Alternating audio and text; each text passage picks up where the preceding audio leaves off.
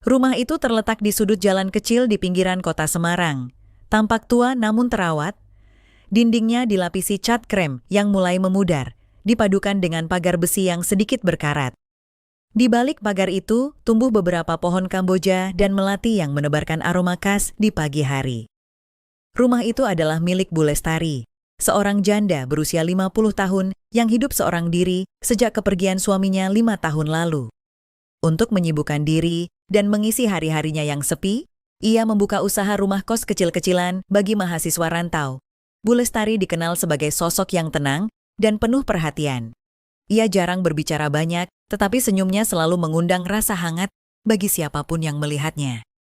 Dalam diamnya, Bu Lestari menyimpan banyak cerita.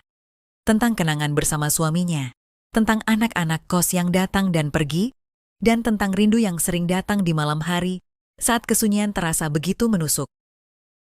Suatu sore di awal bulan Juli, seorang pemuda datang membawa tas ransel besar di punggungnya. Bajunya sederhana, wajahnya bersih, dan mata yang tampak kelelahan tapi jujur. Namanya Damar, seorang mahasiswa tingkat akhir dari sebuah desa kecil di lereng Gunung Sumbing. Ia diterima magang di sebuah kantor hukum di pusat kota dan membutuhkan tempat tinggal sementara. "Selamat sore, Bu. Ini rumah kos Bu Lestari ya?" tanya Damar sopan, menundukkan kepala sedikit. Bu Lestari yang tengah menyapu halaman menoleh. "Iya, Nak. Kamu Damar, ya? Yang sudah kirim pesan minggu lalu?" "Iya, Bu. Saya yang kirim pesan lewat WhatsApp kemarin. Maaf kalau mendadak." Dengan gerakan lembut, Bu Lestari membukakan pintu gerbang. "Masuk, ayo, kamarnya sudah saya siapkan." Damar mengikuti Bu Lestari masuk. Ia memperhatikan sekeliling rumah itu. Tertata rapi, bersih, dan penuh sentuhan perempuan. Di dinding tergantung lukisan-lukisan bunga, dan aroma kayu manis samar-samar tercium dari dapur. Kamar yang disediakan berada di ujung koridor, dekat taman kecil di belakang rumah. Dari jendela, terlihat pohon jambu yang sedang berbuah. Damar tersenyum kecil. "Kamarnya nyaman sekali, Bu. Terima kasih banyak," ucap Damar, meletakkan tasnya. "Kalau ada yang kurang, bilang saja ya, Nak. Di sini kamu bisa pakai dapur bersama dan jemur baju di belakang," jelas Bu Lestari dengan sabar. Hari-hari pertama Damar di rumah kos itu berjalan tenang. Ia bangun pagi, berangkat kerja, pulang menjelang senja, lalu membaca buku atau menyelesaikan tugas di kamar. Namun seiring waktu, Bu Lestari mulai memperhatikan hal-hal kecil tentang pemuda itu. Cara Damar selalu mencuci piringnya sendiri, cara ia tak pernah lupa menyapa, dan bagaimana sesekali ia duduk termenung di taman belakang sambil menatap langit senja. Ada sesuatu dalam diri Damar yang mengingatkan Bu Lestari pada masa mudanya. Kesederhanaan, kejujuran, dan mungkin kesepian yang tak diucapkan. Ia mulai menyiapkan sepiring kecil kue setiap sore, meletakkannya di meja ruang tengah, berharap Damar menemukannya saat pulang. Tak ada kata yang diucap, hanya senyum singkat sebagai balasan. Tapi dari situ, sesuatu perlahan tumbuh. Bukan sekadar perhatian antara ibu kos dan anak kos, melainkan getaran samar yang belum berani diberi nama. Dan malam pun datang, membawa hawa dingin, serta pertanyaan-pertanyaan yang belum punya jawaban. Waktu berjalan cepat di rumah kos Bu Lestari. Hari-hari yang awalnya tampak biasa mulai terasa berbeda sejak kehadiran Damar. Pemuda itu, dengan segala kesederhanaannya, seperti membawa angin baru ke dalam kehidupan yang lama, stagnan. Ia tidak banyak bicara, tapi kehadirannya memberi warna yang lembut dan menenangkan, layaknya embun yang turun diam-diam di pagi hari. Sore itu, langit mendung dan udara terasa dingin. Bu Lestari sedang menyiangi tanaman di taman belakang saat ia melihat Damar pulang lebih awal dari biasanya. Wajahnya tampak murung, langkahnya lebih berat dari biasa. "Sudah pulang, Nak?" sapa Bu Lestari, tanpa melepaskan pandangan dari tanaman lidah mertua di hadapannya. Damar hanya mengangguk kecil. "Iya, Bu. Hari ini pekerjaan di kantor dibubarkan lebih cepat." Ada jeda. Bu Lestari tak bertanya lebih jauh, tetapi ia tahu ada sesuatu yang mengganggu pikiran pemuda itu. "Kalau kamu ingin cerita, Ibu di sini saja. Kadang lebih ringan kalau dibagi," ucapnya pelan, suaranya nyaris terseret angin. Damar menatap wanita parubaya itu beberapa detik. Lalu ia menghela napas dan duduk di bangku kayu dekat taman, tak jauh dari tempat Bu Lestari berdiri. Tadi pagi, supervisor saya marah karena ada kesalahan dalam laporan magang, padahal saya yakin sudah saya periksa. Katanya, lebih kepada dirinya sendiri daripada kepada Bu Lestari. Ibu yakin kamu sudah berusaha sebaik mungkin, ujar Bu Lestari sambil menatap Damar. Kadang, orang marah bukan karena kesalahan kita, tapi karena masalah yang mereka sendiri bawa dari rumah. Damar tersenyum tipis. Iya, mungkin benar. Tapi saya tetap merasa bersalah. Saya datang ke kota ini ingin membuktikan bahwa anak desa juga bisa dipercaya. Mendengar itu, hati Bu Lestari menghangat. Ia melihat dalam Damar bayangan mendiang suaminya semasa muda, keras kepala tapi penuh integritas. Ia menepuk bangku kayu di sebelahnya. Temani ibu minum teh sore ini, ya. Sudah lama rasanya tidak ada yang ngobrol di taman ini. Damar mengangguk. Beberapa menit kemudian, Bu Lestari kembali dengan nampan berisi 2 cangkir teh panas dan sepiring pisang goreng hangat. Percakapan mereka sore itu meluncur perlahan. Damar bercerita tentang desanya, tentang ibunya yang menjanda sejak ia kecil, tentang perjuangannya meraih beasiswa. Sementara Bu Lestari mendengarkan dengan sabar, sesekali mengangguk atau tersenyum. Ia pun mulai menceritakan sedikit tentang masa mudanya, tentang suaminya yang dulu seorang guru, dan tentang kesepian yang menjadi teman sehari-harinya sejak ditinggal orang yang paling ia cintai. Waktu terasa melambat. Udara sore yang sejuk, suara dedaunan yang ditiup angin, dan aroma teh melati dari cangkir, mereka menciptakan suasana yang intim tapi tak terucap. Mereka tak saling menyentuh, tak saling menatap terlalu lama, tapi ada sesuatu di antara mereka yang perlahan tumbuh, diam-diam dan rapuh. Malamnya, saat Damar kembali ke kamarnya, ia tak bisa langsung tidur. Ia menatap langit-langit sambil mengingat percakapan mereka. Ia menyadari bahwa Bu Lestari bukan sekadar ibu kos yang baik hati. Ia adalah seseorang yang membuatnya merasa aman, dimengerti, dan dihargai, sesuatu yang jarang ia rasakan di kota besar ini. Sementara itu, di kamarnya yang remang, Bu Lestari duduk di kursi dekat jendela. Ia menatap bulan yang menggantung di langit malam, hatinya penuh gejolak. Ia tahu perasaan yang mulai tumbuh ini tidak bisa dianggap biasa. Damar masih sangat muda dan ia sudah terlalu lama hidup dalam bayang-bayang masa lalu. Ia menepuk dadanya perlahan, seakan mencoba menenangkan degup yang mulai tak wajar. Lestari, jangan mulai, bisiknya pada diri sendiri. Namun seperti embun di pagi hari, perasaan itu tak bisa dicegah kehadirannya. Ia datang pelan-pelan, mengendap di relung hati yang selama ini sunyi. Dan malam itu, rumah tua di sudut jalan kecil itu kembali sunyi. Tapi kali ini bukan karena sepi, melainkan karena 2 hati yang sama-sama diam, dalam rasa yang belum sempat diberi nama. Hari-hari setelah percakapan sore itu terasa berbeda. Damar semakin sering membantu Bu Lestari, menyapu halaman, membetulkan genteng bocor, bahkan sesekali memasak bersama di dapur kecil rumah kos itu. Tak ada yang meminta, tak ada kewajiban, tapi kehadiran mereka di ruang yang sama semakin menjadi kebiasaan yang dirindukan. Bu Lestari mencoba meyakinkan dirinya bahwa semua itu hanya bentuk kepedulian, bahwa Damar seperti anak sendiri, bahwa tak ada yang perlu dikhawatirkan. Namun setiap kali ia melihat tatapan mata pemuda itu yang diam-diam memandangnya atau mendengar suaranya memanggil Bu dengan lembut, ia tahu ini bukan sekadar kepedulian biasa. Pada suatu malam, hujan turun deras, petir menggelegar dan listrik padam. Rumah kos menjadi gelap gulita, hanya temaram cahaya lilin di ruang tamu. Bu Lestari keluar dari kamarnya membawa 2 lilin kecil dan memanggil para penghuni kos untuk mengambil masing-masing satu. Damar yang sedang membaca di kamarnya ikut keluar. "Biar saya bantu, Bu," katanya cepat, mengambil korek dari tangan Bu Lestari. Mereka berdiri berdampingan di dapur, cahaya lilin memantulkan bayangan di dinding. Hujan di luar seperti tirai yang memisahkan mereka dari dunia. Sunyi, kecuali deru hujan dan degup jantung yang saling mereka sembunyikan.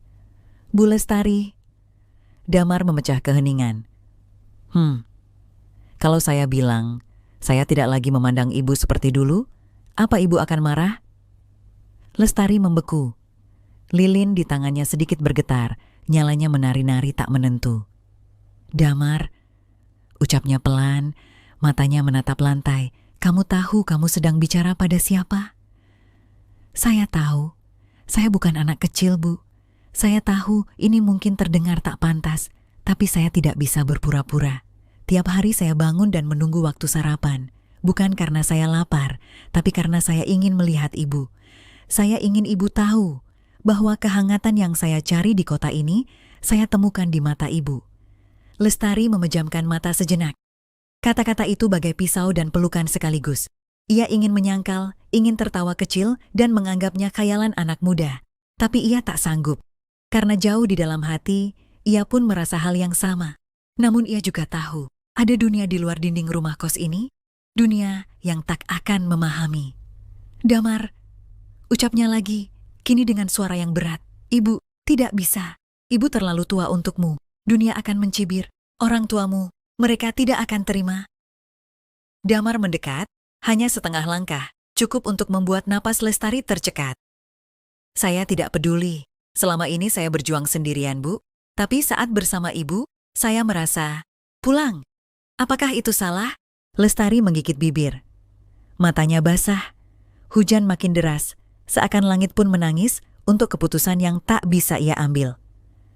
"Apa kamu tahu kenapa Ibu tidak pernah membuka hati sejak suami Ibu meninggal?" Tanyanya pelan, lebih kepada dirinya sendiri. "Karena Ibu tahu, rasa itu bisa jadi indah sekaligus menakutkan." Mereka terdiam. Api lilin di antara mereka terus berkedip, seolah menunggu keputusan. Kemudian Lestari berbalik, berjalan menuju ruang tamu, meninggalkan Damar dengan kata-kata yang menggantung di udara. "Tidurlah, Dam. Besok kamu harus kerja?" Damar tak mengejar.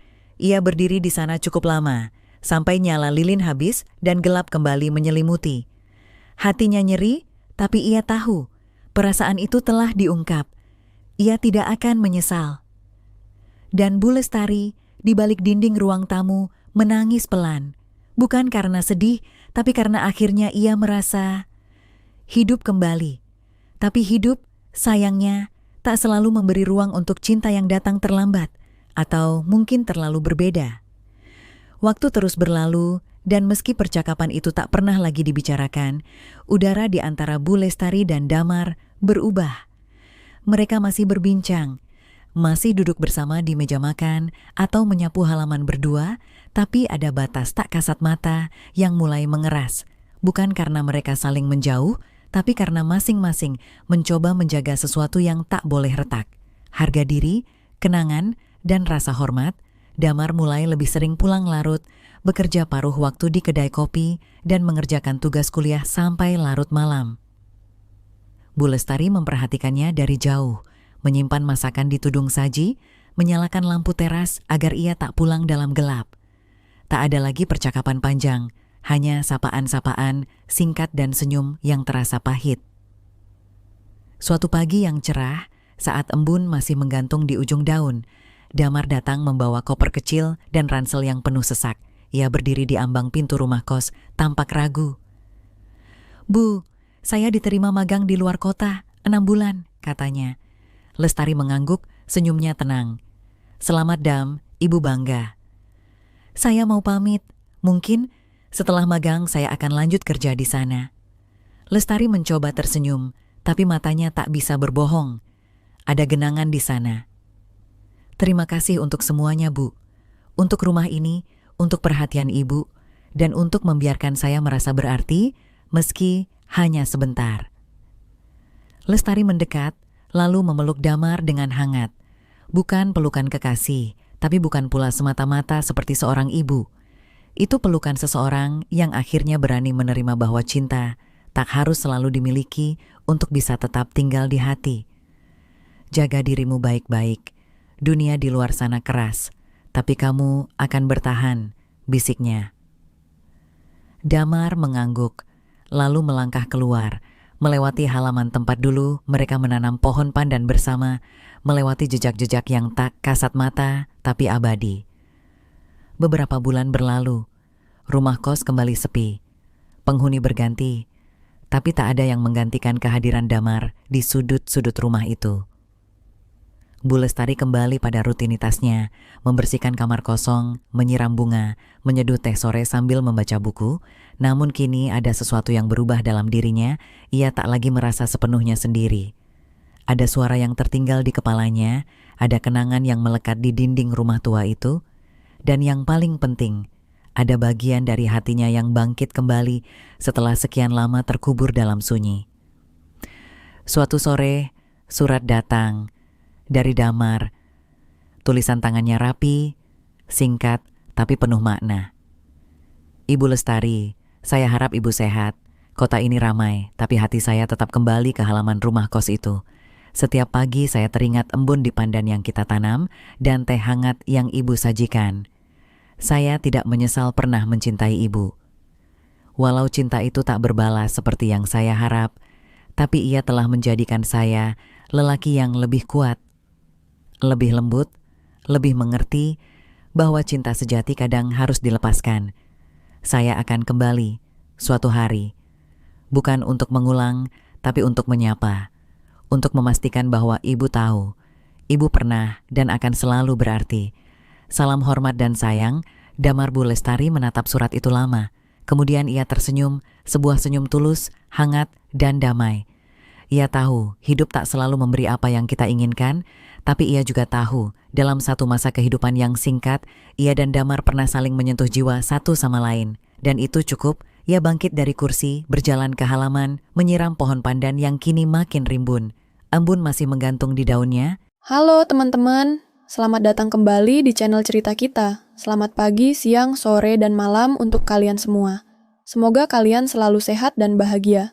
Jangan lupa untuk subscribe dan like video ini, supaya kami makin semangat membawakan kisah-kisah seru setiap harinya. Tanpa berlama-lama, langsung saja kita mulai ceritanya. Alia dan Raka baru saja mengikat janji suci setelah menjalani kisah cinta yang manis selama hampir 4 tahun. Pernikahan mereka sederhana, namun penuh kebahagiaan dan harapan baru. Raka adalah pria yang pekerja keras dan penuh perhatian, bekerja sebagai insinyur di sebuah perusahaan teknologi.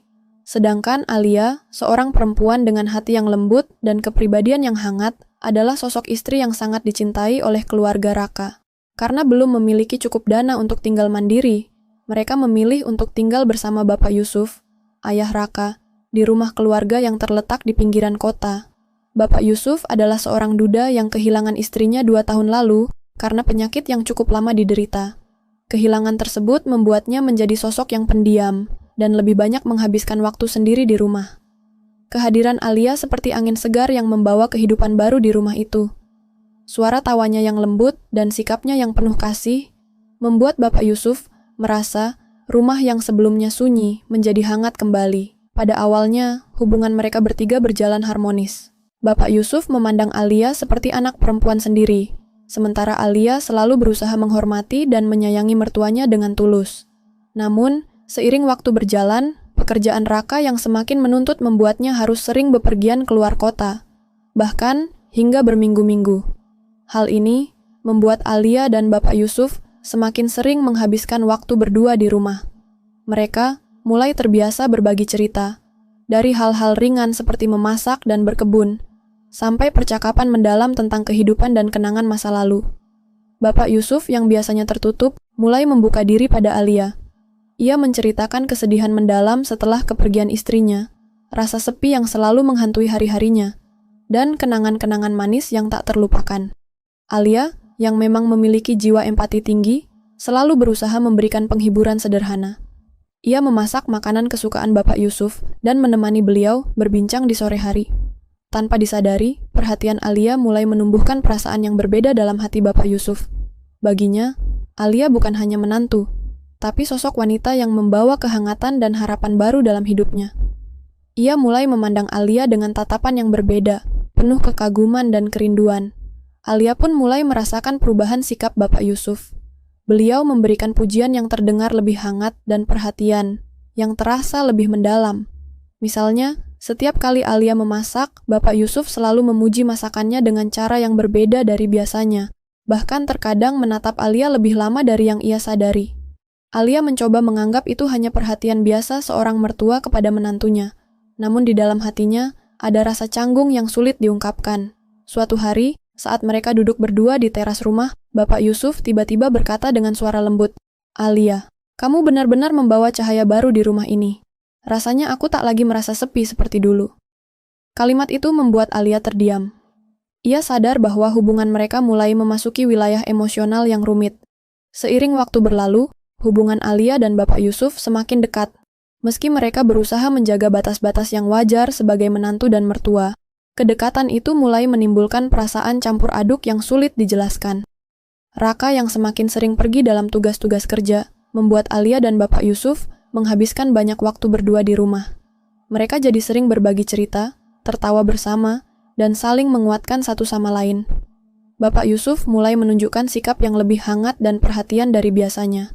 Ia sering membantu Alia di dapur atau mengajaknya berjalan-jalan ke taman dekat rumah saat sore hari.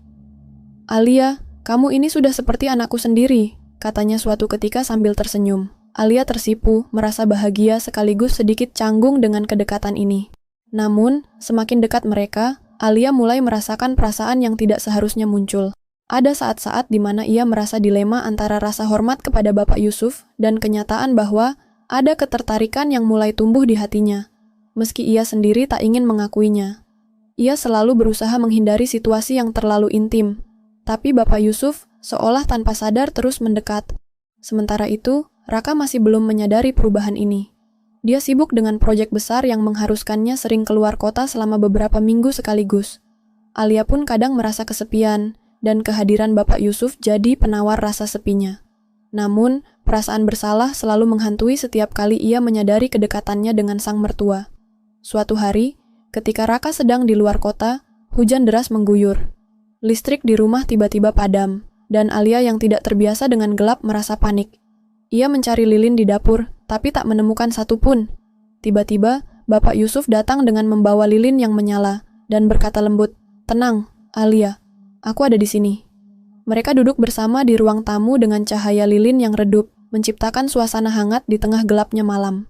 Dalam keheningan itu, Bapak Yusuf mulai bercerita tentang masa mudanya bersama almarhum istrinya. Suaranya terdengar penuh kerinduan dan kesedihan yang dalam. Alia mendengarkan dengan penuh perhatian, hatinya teriris mendengar kesepian yang selama ini dipendam oleh pria tua itu. Perbincangan itu membawa mereka lebih dekat secara emosional.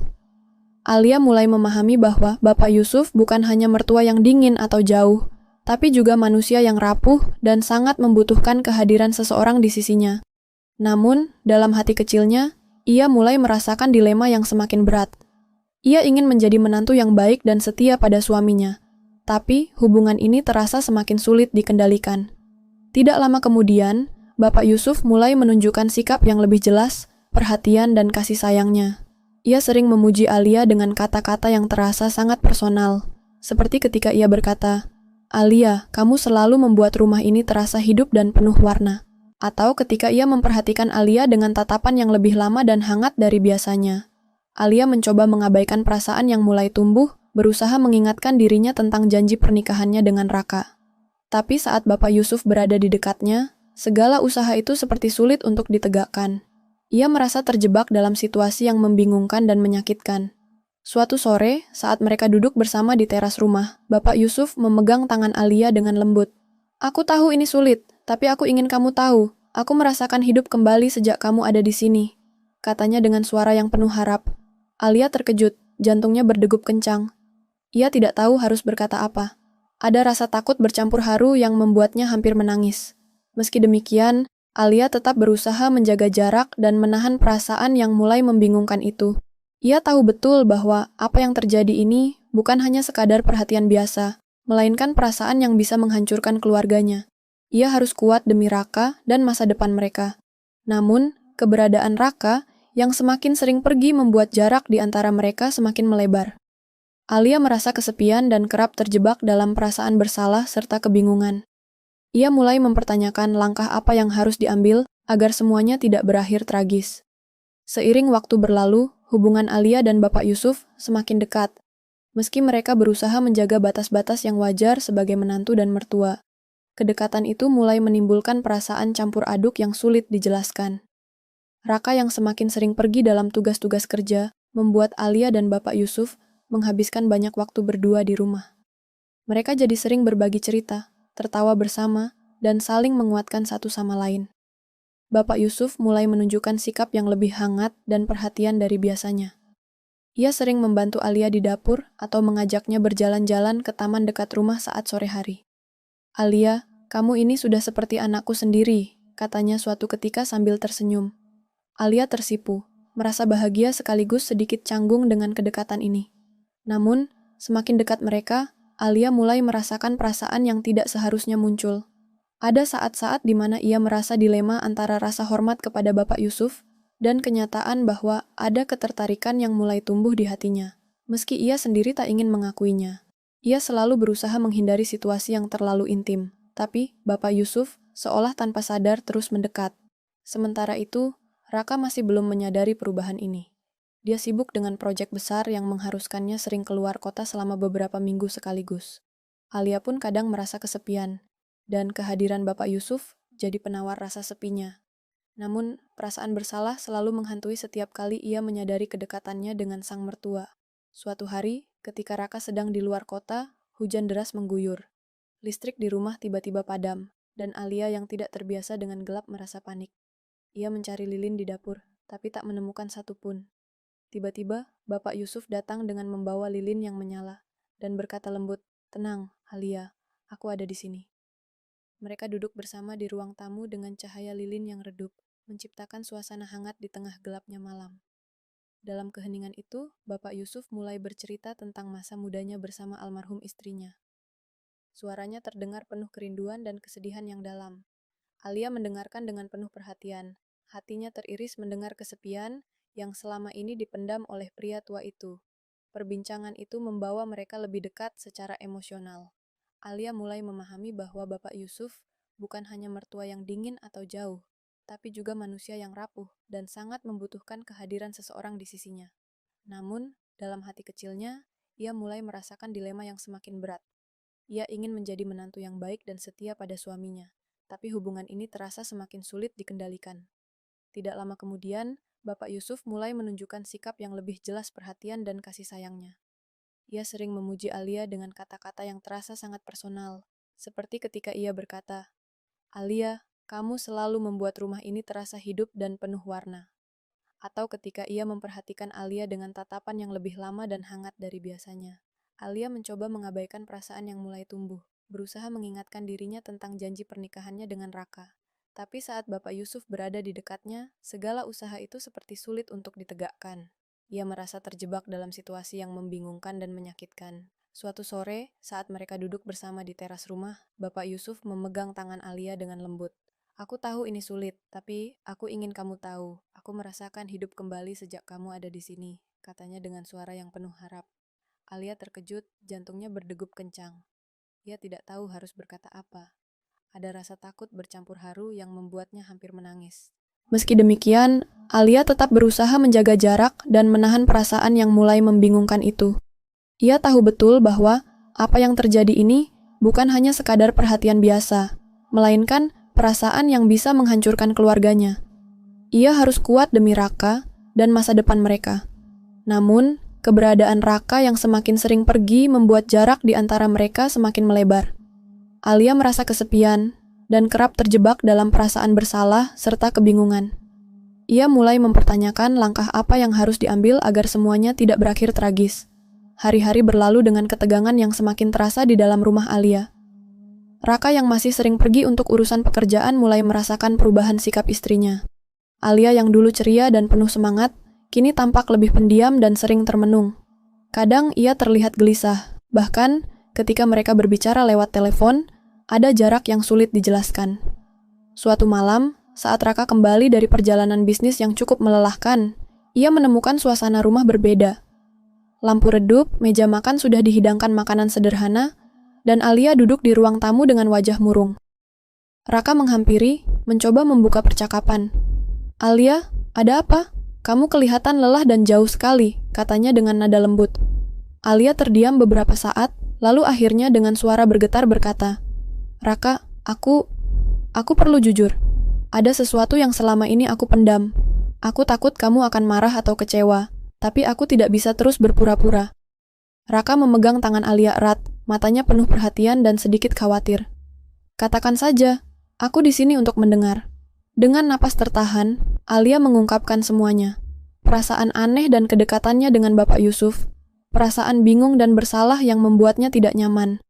Ia bercerita bagaimana Bapak Yusuf yang dulu dingin, kini menjadi sosok yang sangat berarti dan sulit untuk ia jauhi. Aku tidak tahu harus bagaimana, Raka. Aku takut kehilanganmu, tapi aku juga takut jika aku terus seperti ini, katanya sambil menatap suaminya dengan air mata menggenang. Raka terdiam, hatinya terpukul. Ia tidak menyangka bahwa persoalan ini sedalam itu. Namun, ia sadar bahwa ini bukan hanya masalah perselingkuhan biasa, tapi konflik hati yang rumit melibatkan orang yang sangat ia hormati, ayah mertuanya sendiri. Alia, aku menghargai keberanianmu jujur. Kita harus mencari jalan keluar, bukan dengan saling menyalahkan, ujarnya tegas, namun penuh kasih. Malam itu, mereka duduk lama, membicarakan perasaan masing-masing, dan mencari solusi terbaik agar keluarga mereka tidak hancur. Raka juga bertekad untuk lebih banyak meluangkan waktu untuk Alia, agar jarak di antara mereka tidak semakin melebar. Namun, ketegangan belum selesai. Beberapa hari kemudian, Bapak Yusuf memanggil Alia ke ruang kerjanya.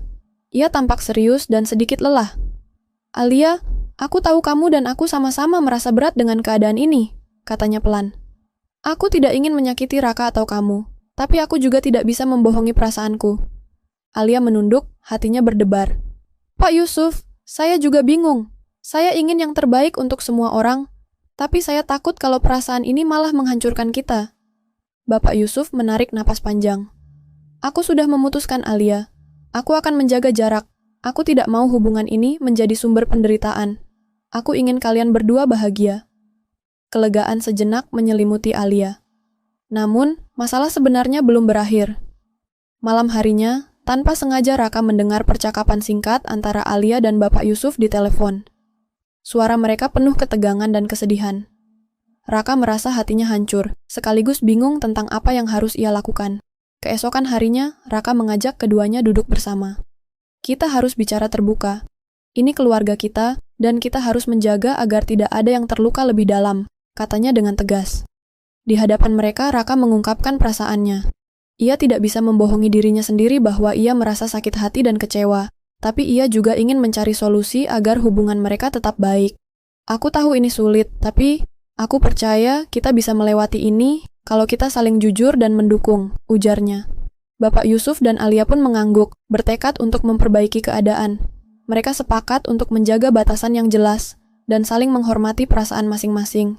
Alia berjanji pada dirinya sendiri untuk fokus pada rumah tangganya dan memupuk cinta kepada suaminya. Sementara Bapak Yusuf berusaha menahan perasaan yang tidak semestinya demi kebahagiaan anak dan menantunya. Waktu berlalu, dan meski tak mudah, mereka perlahan membangun kembali kepercayaan dan keharmonisan dalam keluarga kecil itu. Raka lebih perhatian, Alia lebih terbuka, dan Bapak Yusuf tetap menjadi sosok ayah mertua yang penuh kasih tanpa melewati batas. Setelah pertemuan yang jujur dan penuh emosi itu, suasana di rumah Raka dan Alia perlahan berubah menjadi lebih hangat. Meski bekas luka dan ketegangan masih terasa, mereka bertiga, Raka, Alia, dan Bapak Yusuf, sepakat untuk menjaga keharmonisan keluarga dan memulai lembaran baru yang lebih sehat. Raka mulai lebih sering meluangkan waktu di rumah. Ia menyadari selama ini terlalu sibuk dengan pekerjaan, sehingga kurang memperhatikan Alia yang membutuhkan dukungan dan perhatian. Suatu sore, saat mereka duduk bersama di teras belakang rumah, Raka menggenggam tangan Alia dan berkata, "Aku minta maaf, Ali. Aku akan berusaha jadi suami yang lebih baik. Aku ingin kita kuat bersama, menghadapi apapun." Alia menatap mata suaminya, hatinya sedikit lega. "Aku juga minta maaf, Raka. Aku terlalu bingung dan lelah, sehingga tidak bisa menjelaskan semuanya lebih awal. Terima kasih sudah mau mendengarkan dan mengerti. Perlahan tapi pasti. Komunikasi mereka membaik.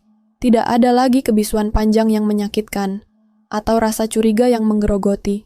Alia pun berusaha menjaga jarak yang sehat dengan Bapak Yusuf, sekaligus tetap memperlakukan ayah mertuanya dengan rasa hormat dan kasih sayang tanpa menimbulkan kebingungan. Bapak Yusuf pun menjalani perannya sebagai ayah mertua dengan lebih bijak.